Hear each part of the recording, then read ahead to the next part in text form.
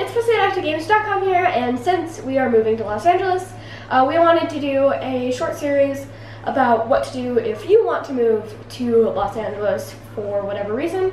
So this is our very first one. It's just very base. Yeah, this is the before you move stuff. And this is advice that probably applies to a lot of moves. Yes. Like whether you're moving to LA. Like we'll specifically talk about LA stuff, but like Mommy and I have moved a lot. Mm-hmm. I moved a lot when I was younger. Like we've been through a lot of moves. Mm-hmm. And so we've gotten pretty decent at it, I think. Mm-hmm. We kind of know what we're doing at this point. So we'll give some general advice about what to do if you're planning on making a move, especially if you're moving to a place like LA or maybe New York or a big city or something like that. Mm-hmm. Or Hawaii. When we moved to Hawaii, we did a lot of the same stuff. Yeah. And it worked out well for us, mm-hmm. right? So talking about pre-move, the important things to do before you go. So the biggest one that we're kind of going to gloss over a little bit here would be like finding a job. So frankly, it's really hard to find a job in a place like LA or Hawaii or New York or something like that if you don't live there, right? Because people are kind of taking a bet on whether you're going to move or if you're going to work remotely, and local candidates get priority. So unless you're really at an in-demand kind of thing, you're probably not going to find a job, or if you're working for a company that has offices, or if you work for a place that can transfer you out to LA, that works pretty good, right? So what my company's going to do, luckily, is let me telecommute. So I'm just going to work from home and live in LA and work for the same company I'm working for now, which is actually a really awesome thing to do. But when we move to Hawaii, and really kind of part of this move, I think you'll end up like having to move first and then look for a job once you get there. So, and that can be kind of a scary thing, right? So to cover that, what we recommend is that you have at least like 6 months of living expenses.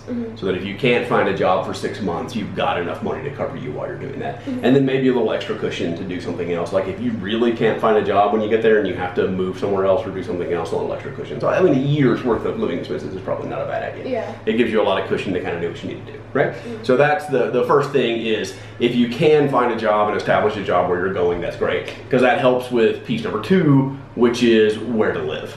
Right. Right? Because especially in a place like LA, you want to live by where you're going to work. Right. Why?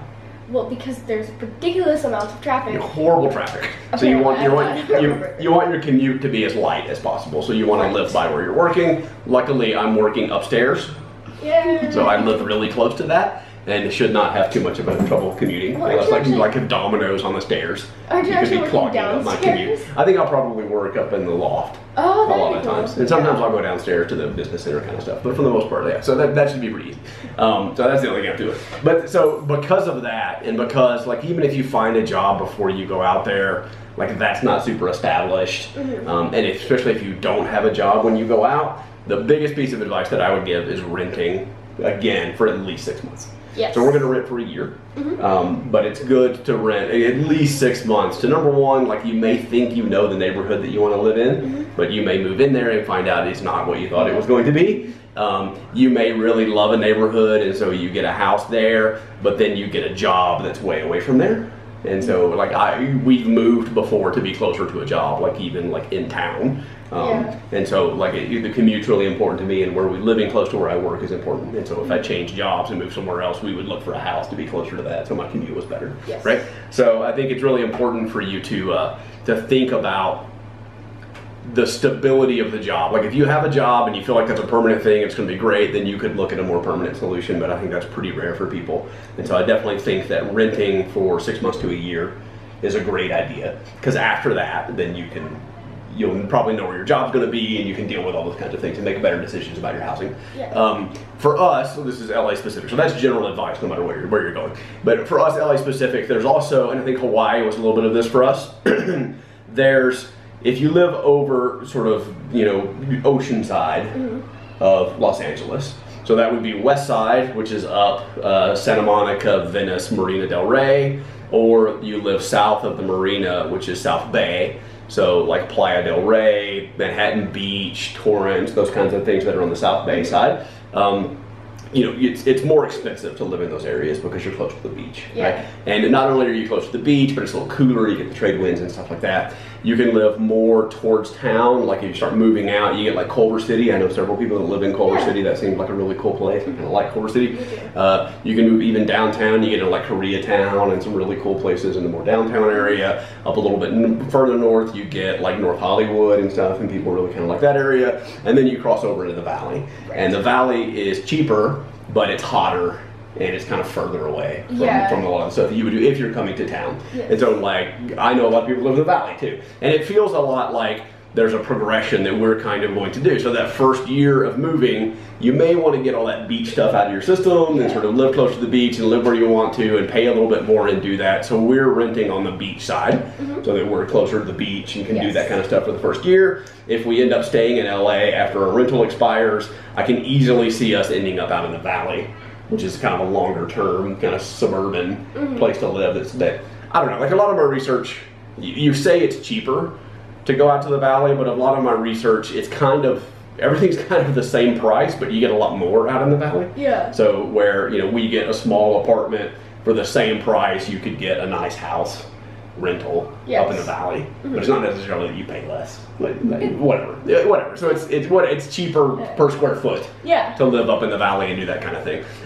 So I think that, you know, if you have a place, and we did the same thing when we first moved to Hawaii. We lived in Waikiki. We rented a condo in Waikiki and lived like right in the heart of things, and it was fantastic, and we really loved it. And I see I don't remember this because I was like 2. Yeah, you were less than 2. You were 13 months old. Yeah. So you were 1 when we moved there, and then we kind of hopped around Oahu and lived all over Oahu. But it was really cool to be able to experience a bunch of different places. But we started in Waikiki because we wanted that experience.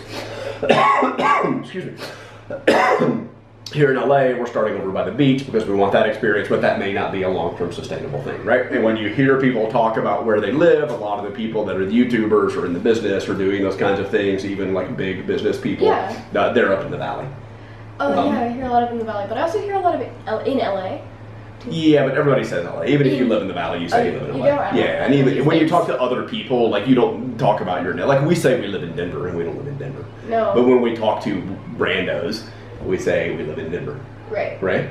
Yeah, so same thing. Like you would say, if you lived up in the valley, you would say the greater Los Angeles area. That's kind of what it's called. But yeah, like big YouTubers we know, big people that work in traditional media that we know, they live like Burbank, Pasadena, like up in there. Yeah. I know a guy that lives over like Valley Village, which is a little bit more on the west side of the valley, and he really loves it up there. So that, I think those are things that we'll look at over time.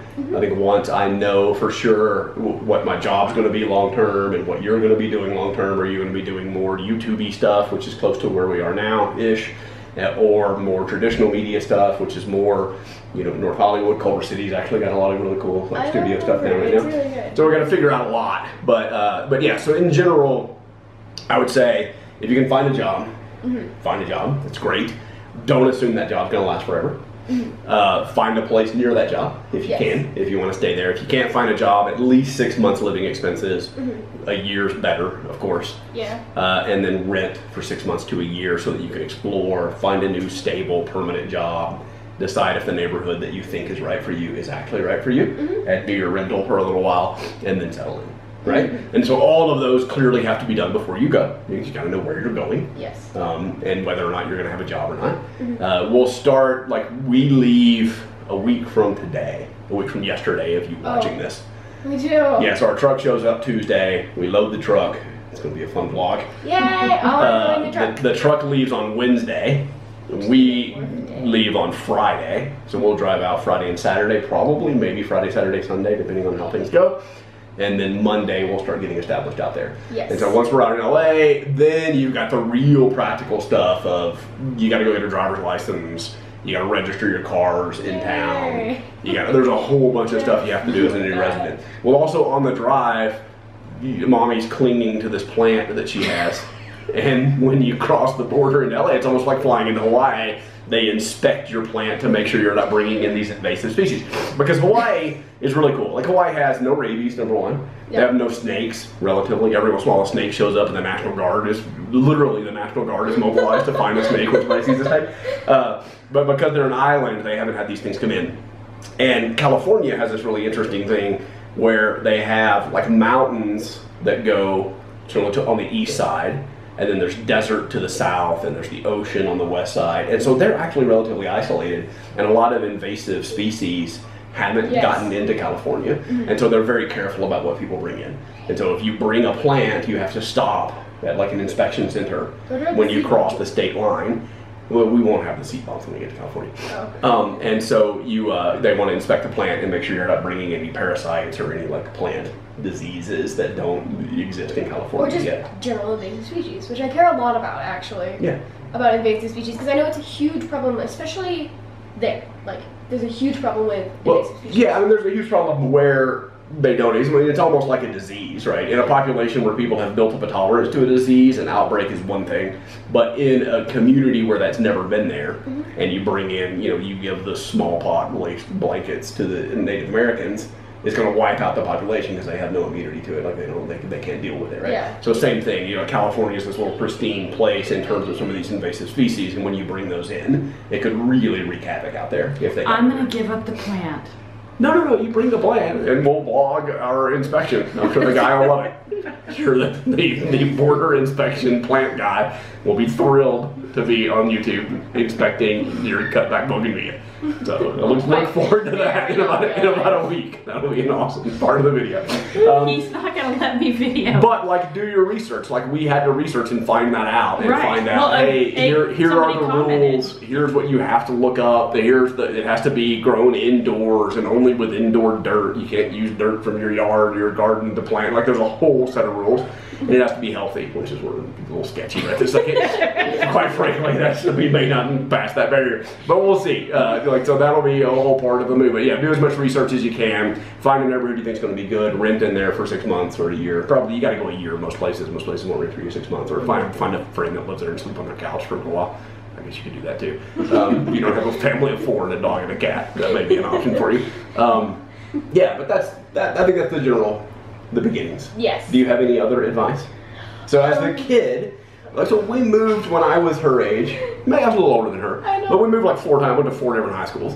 So we moved a bunch when I was a kid, and some of that was really traumatic for me. Did you move every year? That's kind of what that means, yeah. That's really weird to think about, because I've moved from Texas to Hawaii, which I don't remember at all because I was an infant.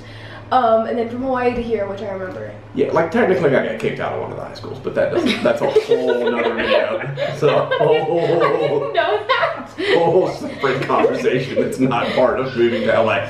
But we'll do that video someday. There was some trauma around that. So you, as the kid who's being pulled through this, or one of the kids who's being pulled through this, what's your advice to kids who are having to go through a move like this? Well, I am not actually really qualified to speak about this because all of my friends, I don't even talk to in person that often. Some of them I have never ever met in person, and only I think only 3 of my friends I had regular communications with before the move. And that doesn't even happen that often. So your advice would be establish strong digital relationships with your friends. Even if you have in-person friends before you move, start establishing Skype relationships. I have all of my good friends' phone numbers, except one of them doesn't have a phone, but besides that, I have their phone numbers, I have their Skype information, and I talk to them regularly through digital means. So it doesn't affect me that much because you were telling me stories about how you had to say goodbye to your friends when you left. Yeah. When really you just have to say, yeah, we don't see each other in person very often anyway, so it won't be that much. I'll talk to you tomorrow. Yeah, talk to you tomorrow. I won't talk to you on the drive, but when I get there, I'll totally talk to you. Yeah. Okay. Cool. And also, go ahead. I'm very excited because we have pools and the beach, and I love water a lot, so that's very exciting. There's lots of water in the vlog in the near future for sure. Convince your parents to let you move into an apartment that has a pool. Cold water in the ocean. Right. The Pacific Ocean's really cold. We were talking about maybe getting you a wetsuit. Oh boy. I'll keep you warm. So yeah, that's kind of what I wanted. And I think you're right. Establish those kinds of relationships is a really good thing. Right. I don't know. I'm kind of gonna be. I'm a little scared because I know this house really well, and basically I can get around in this house wherever I want, however I want. Yeah. Our place is pretty small. That won't take very long. Right. But the thing is, I know exactly how every individual person in this house footstep sounds on this floor. Yeah. And it's gonna change. It'll take a little bit. It's gonna be really, really scary though, because that is my main source of, I know there's not an intruder in the house because I can hear all the footsteps and I know they belong to my family. Yeah, luckily I never sleep, so it's hard for somebody to break into the house. So somebody's always, I'm usually going to bed right as mommy's waking up, and we cover pretty much. And we have a dog. We work in shifts. Yeah. Yeah, sometimes Clyde's better than others, quite frankly. But yeah, so I think it's gonna be a really fun move, and we love doing it. Yeah. Well, we hate doing it. We love having done it. Like after the fact, it's really awesome. And so since you guys are coming along on this move, we figured we'd kind of keep you up to date and give you some advice on how we do it. Also, what I don't know whether to be excited for or terrified for is new friends. Yeah, so I think it's sort of also like Mommy and I need to, I was going to say, you come up with ways to engage you with people once we get there. Like we have some friends, we have people that we know that live there that you can start hanging out with and spending time with, and people that are more kind of in the industry that you can relate to a little bit better with some of those things. Right. But then also, around us, we'll start, finding ways to meet new people. With homeschool. Yes. Yeah, there'll be homeschool groups that we work with. There'll be people where we live that we work with. There'll be stuff to do. You'll be taking Mommy to other blankets at the beach like you used to. I think almost all of my relationships I have now is a friend's friend that I got close with, because there's one of the way. Well, you also said that some of your friends actually are in California, right? Yeah, but they're like not close to me. They're like hours away. But that's still because here my friends live a while away. Yeah. So it's still the same kind of drive with the traffic involved, and they live shorter amount. I think I'm excited about some of your new friends. I think you're gonna really enjoy hanging out with some of your new friends. Yeah, but like I said, all my friends are like friends. So I have one of my friends.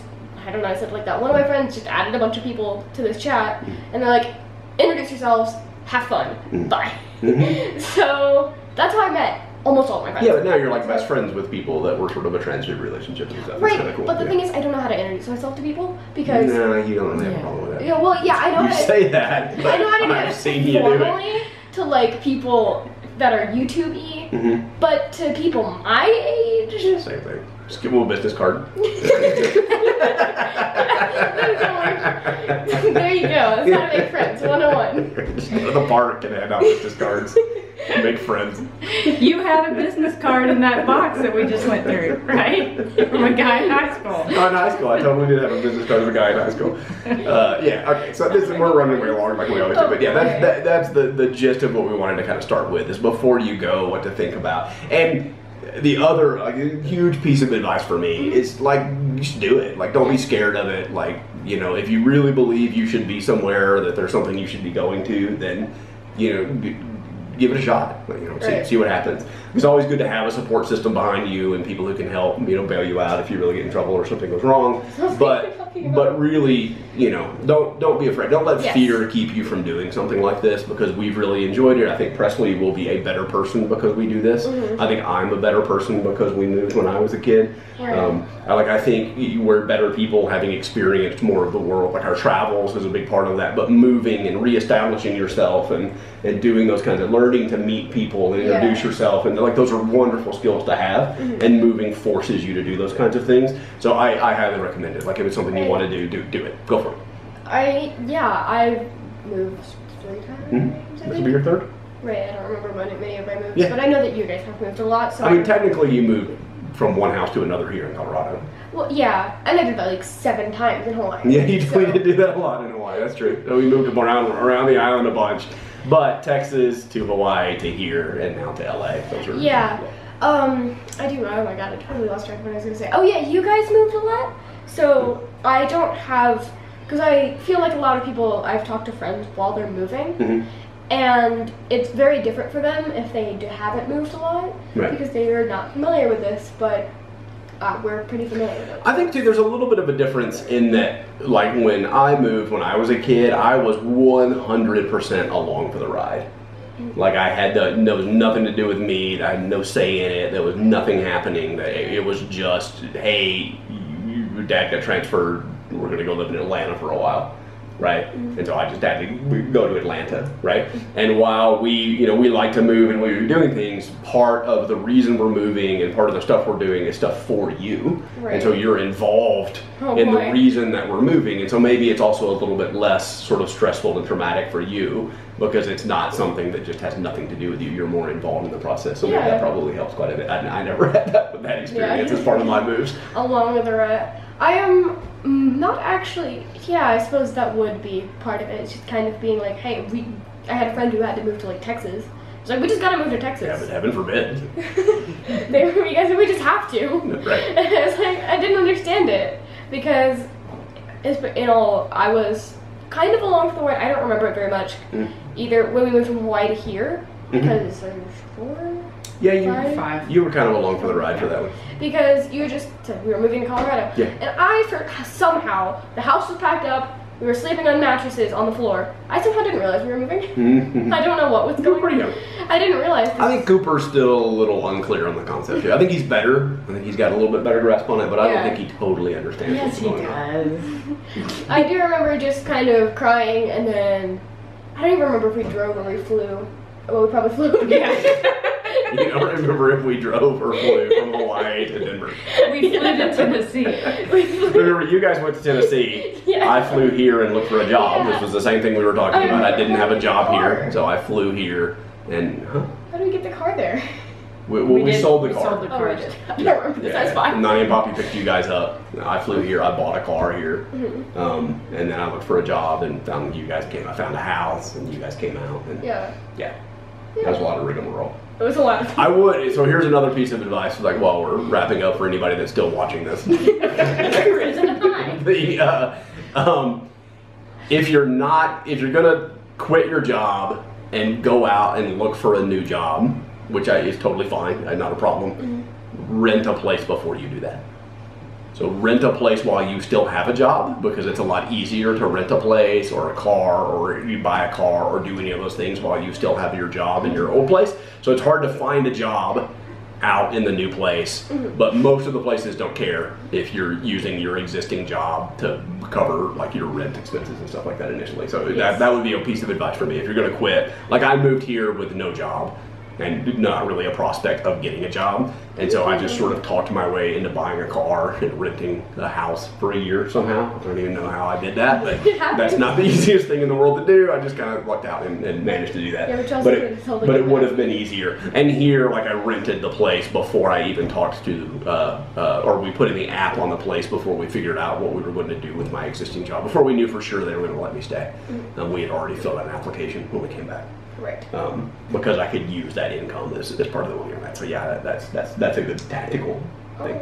Yeah. Okay. I just thought about my phone number changing. Phone numbers will change. How does that? How do you do that? There'll be a vlog about that. That's confusing. We'll vlog our trip to the AT&T store. We kept 808 for a long time. We did. Yeah, we were pretty proud of our Hawaii phone number, so we hung on to this for a while. It's still sometimes when I go to a store and they ask for like the whatever your coupon customer code, sometimes it's still mommy's 808 number. God, I have to remember what that was. Yeah. Cool. Cool. All right, so we'll keep talking about this as time goes on, but I think we've rambled enough about it for today. Yeah. We're all tired, punch drunk from packing and getting ready to go. I'm also like, I've been reading and drawing all day, and anyone who reads and draws a lot knows that feeling. So it's hard to start talking after you've been the opposite of talking all day. My brain gets stuck in this thing where I am describing everything that's going on in my life like it's a book. What are you reading? What am I reading? I just finished A Wise Man's Fear by Patrick Rothfuss. Rothfuss. That's hard to say. I can't do TH sounds. Which is the second book in the King Killer Chronicles. The first one is The Name of the Wind. They're both really, really excellent. And now I get to read book 2.5, which I'm very excited for. You read 2.5, which I love. It's so good. It. So good. What, A Slow Regard of Silent Things, I think is what it's called. Yeah, I don't know. Ari's book. Anyway. Not about moving to LA. So we'll keep you posted. There'll be some packing coming up in a few days. There's a bunch going on. And yeah, there's a lot of packing. You'll get to see Mommy use the 4-arm forklifts and try and move some furniture into the truck in a couple of days. We bought some. Alright. The camera just stopped. Yeah, the camera just told us it was time to stop talking, so we're going to wrap up. And we'll talk more about this stuff later. Yeah. But like, look for some, we're going to do some like reacts videos to some of the memory boxes that we found later too. Those will be really fun. Yeah. If you want to see those, I didn't even know what some of this click the is. subscribe button. So. Yeah, some of it's a lot older than you are. Okay, go ahead. So yeah, make sure to press that subscribe button if you want to see the rest of the series, as well as vlogs as we move to Los If you Angeles. want to see Mommy's 3rd grade report card, click the bell. It's coming. It is. We have that. Thank you for watching, and I will see you tomorrow. Bye! Bye, guys.